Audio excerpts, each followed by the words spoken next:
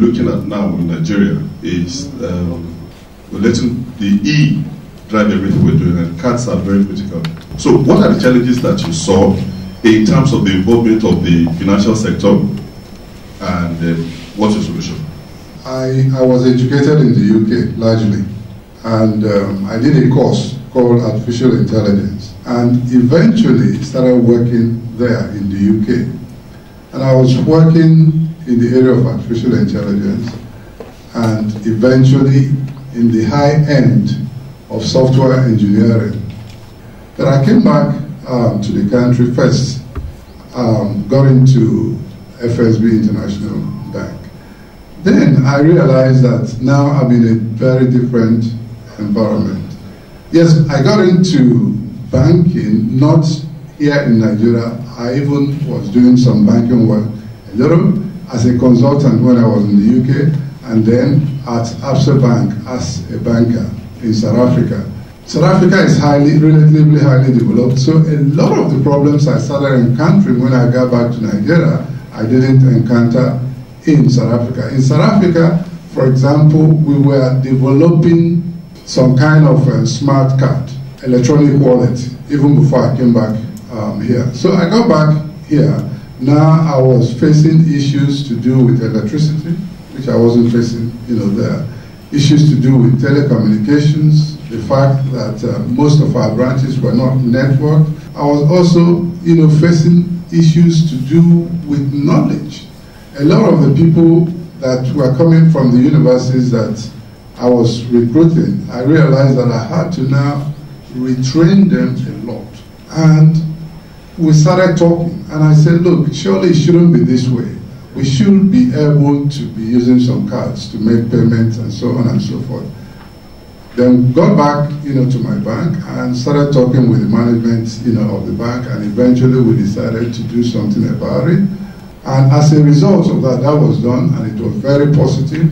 And eventually we invited some other banks, because we realized that if FSB were to do that, then it meant that all the merchants, the POS of Diamond Bank, the POS of several other banks. So because of that, we realized that the best way of doing it would be to bring all the banks together. So we started meeting, and as a result, it ended up leading to value card. We planned everything, simple, stupid, and made sure that there are work packages, there are work package leaders, and so on and so forth. And then, eventually, as a result of that, things started working. For you to begin to truly use technology to outcompete, your competitors, you need to go to the strategic level. And I dare say that even most of the banks in the country today are not, doing that. So a lot still needs to be done in order to take that industry to the next level. Thanks.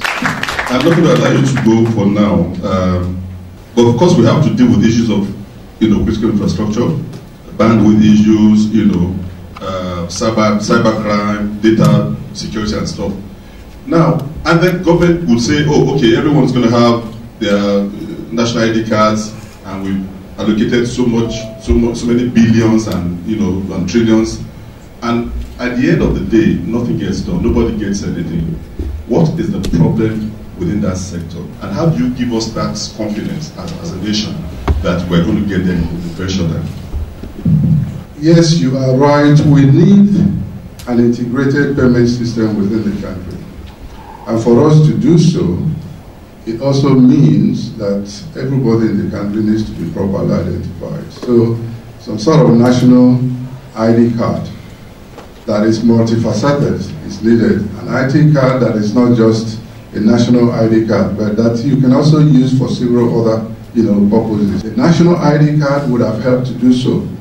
But because it is long in coming, then you find that the CBN rallies around the banking sector to come up with a different card, in which they are now trying to make sure that all the customers of all the banks are registered, so that they can better know them and better then deal with them. Why is it that all these things are not being rapidly implemented? There is not a national sense of urgency for us to to become developed, or for us to use ICT to engender development in the country. There's not a national sense of urgency, you know. So to me, that's a major problem. Part of the problem also is experience. When you are implementing a national project like the National IT project, it is a project. A project has a beginning, a middle, and end. And you find out probably that a team of people with a discernible one or two people as the project manager have not been put in place.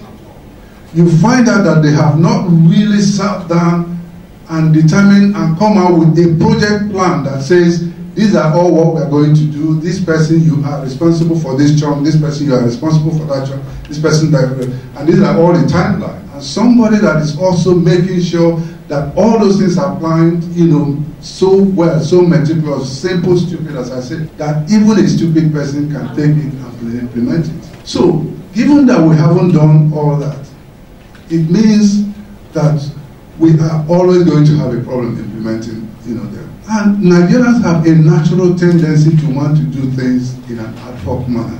Even when you say, okay, let's use proper structured, you know, project, you know, management principles to manage this and this. So yes, oh yes.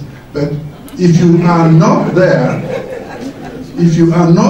to religiously police things, people go back to, you know, doing it in an ad hoc manner. That's the problem. But I still believe that we are gradually beginning to understand that these things are important. NIDA, as an agency in the country, is understanding more and more that it has a major role to play in all these things. At that juncture, let's give you a round of applause. What is, in your view, the best way to make these politicians develop a strategic, like you're doing, a strategic short, medium, long-term goal that would, you know, affect the people technologically?